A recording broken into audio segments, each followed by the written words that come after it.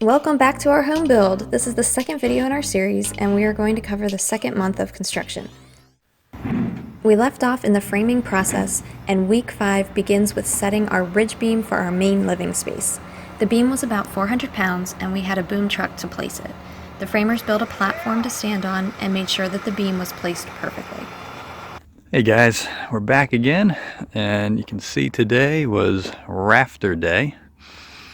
Yesterday they got that big paralam beam, ridge beam up in the middle, so today the majority of the effort was getting all of these 20-foot long rafter 2x12s up in place.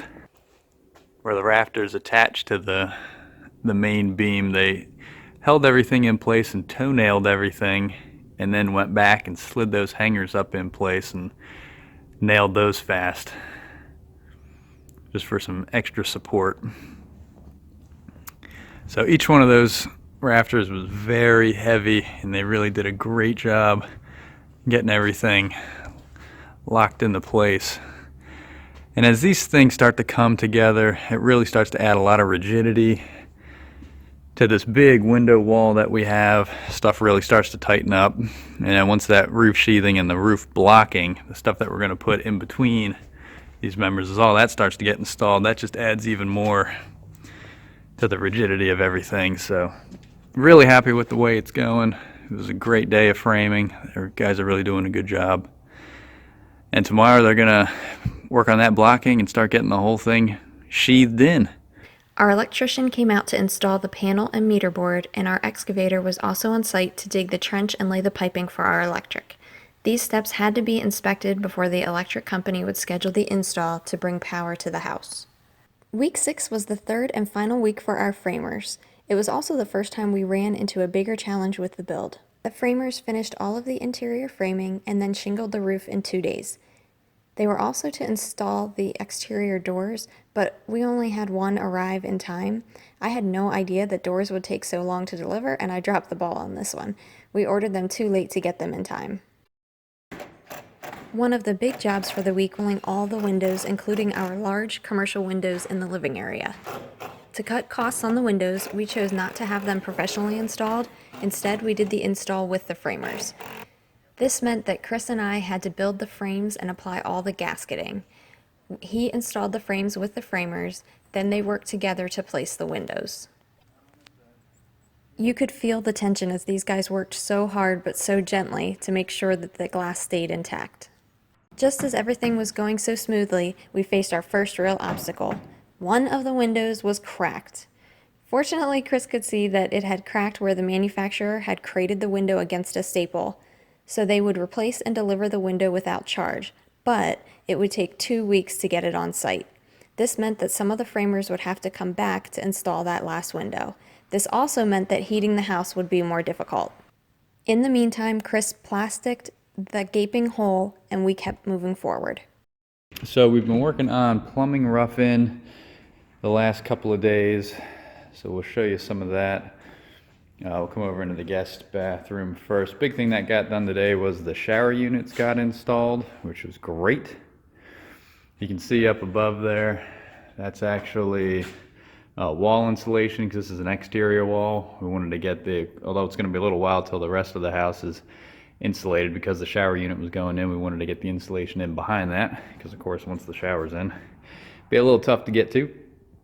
So they got the drain, we got that taped over with painter's tape just to protect it. Now that it's all installed, we don't want any dust or other junk getting down in the drain. But they had the box out in the concrete slab, so he put the trap in, hooked up the drain, and then we set the shower and connected everything up. You can see the shower, there's a nailing flange that they attach all the way around, and then the drywall will go into that, over top of that flange, and butt right into the shower. So we got that there. You can see the rough-in for the sink. There's the water lines, there's the drain, that's the sleeve, that's where the water lines are coming up through the slab. There's our cold water to the toilet, and there's our toilet drain. So this, and over here you can see this line going up through into the attic. That's the vent, the sanitary vent that goes up through the attic, and that's already stubbed through the roof. So that part is all done. Coming over here to the island, where we're looking at the back side of the island. I'll swing you around. So they've got the water lines and the drains stubbed in there for the kitchen sink. And the dishwasher is going to go over here, so they'll just tee off of the water lines to connect into the dishwasher. Similarly with the drain. The drain will go through the the sink cabinet and tie into the drain over here. And now into the master bath. You can see that this shower is set as well. These fiberglass showers, it's all one-piece unit, which is great. It's one of the nice things about new construction. You can put in a one-piece unit. There's no seams or anything like that. There's no caulking of the unit itself, which is great. And we wanted to dress it up a little bit. We want to put glass doors on this thing, actually on both showers, similar to the ones that you see with the ceramic tile showers. We wanted to do it on here. And actually, we really had a tough time finding information on it. And so what we're doing is, what we read about was that, of course, and it makes sense, these shower units, I mean, they're fiberglass and they're thin, right? I mean, it's a molded unit. That's, less than a 1/4 inch thick. It's probably not much more than 1/8 of an inch. Pretty much the whole thing is that thickness. And the way they form the thing, I mean, it's pretty rigid once it's all attached. But asking it to support the weight of a swinging glass door, that's a whole nother story. So, of course, when we order the door and the glass, it's going to attach. Again, the drywall is going to come in here. The door is going to attach in here. And what we don't want to do is fasten the hinges of the door through just this fiberglass. We want to get something behind the fiberglass, and you can see that's what we've done. Here's blocking that we installed just to close that gap. They have plywood up here that's actually part of the form, and then in between the plywood we have these pieces of blocking. This is another area, of course, the door doesn't so much anchor down here, but the fixed glass panel will anchor. The door is going to be on this side. Our fixed panel is going to be over here. So I actually, before this thing got installed, I put some blocking down in there. And here's our water lines for the vanity sink. There's our toilet.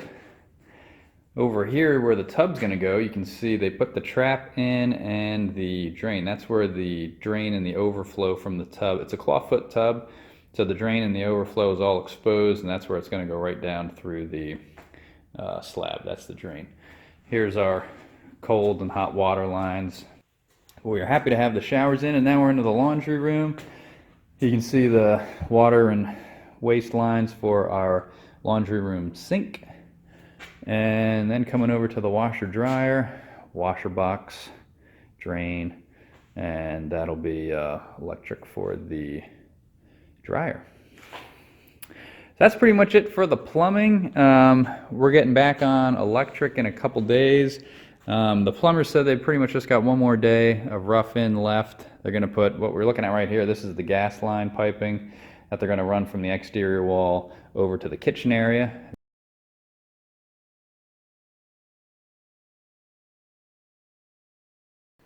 During week 8, we finally had the exterior doors and the final window installed, so we were now completely closed in. We also had the boiler installed, and all of the necessary MEP work was finished.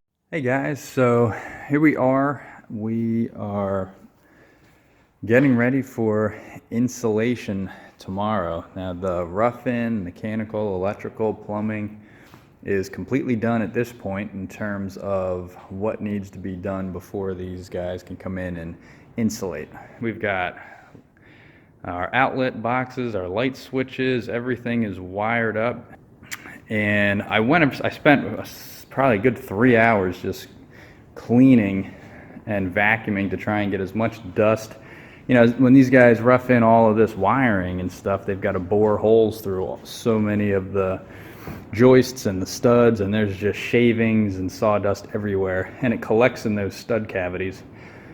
And I'm sure, people probably do leave it in there. I guess that's just not my style.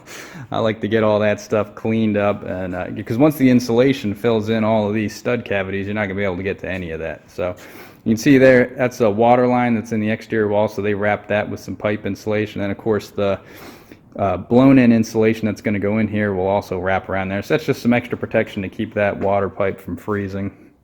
And yes, we had, let's see, it's Sunday. So actually this past Friday we had our Roughin inspection. And it was a combination inspection. The inspector came out and I checked with him to see if this would be okay, but he did the framing inspection and the Roughin inspection all at the same time. It sounds like it's pretty typical that gets grouped up, so that's how we decided to do it here. And it all went really well.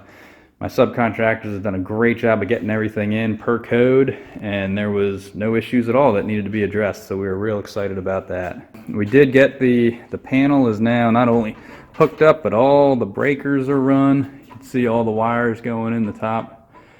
So my electrician got all that stuff loaded up, which is fantastic. He put in, so that we could run these space heaters, because each one of these, they're 240 volts. So we put in temporary receptacles, one at where the dryer is going to go, because of course that has a heavy duty wire for the dryer. We just installed a temporary plug that matches, or sorry, outlet that matches the plug for the heater. And we did the same thing out in the kitchen. That's where our other temporary heater is, where the electric oven is going to go. Again, we got heavy wire installed so we could take advantage of that. So yeah, all done for tonight. Got everything cleaned up. Insulator comes tomorrow morning, and we'll get him going, and then I'll give you guys some video, and we'll see how all that goes. So thanks for watching. We'll see you next time. Thank you for joining us for the second month of the building process. In the next video, we will be tackling the well, the septic system, siding, and drywall. Things are really going to start to look homey.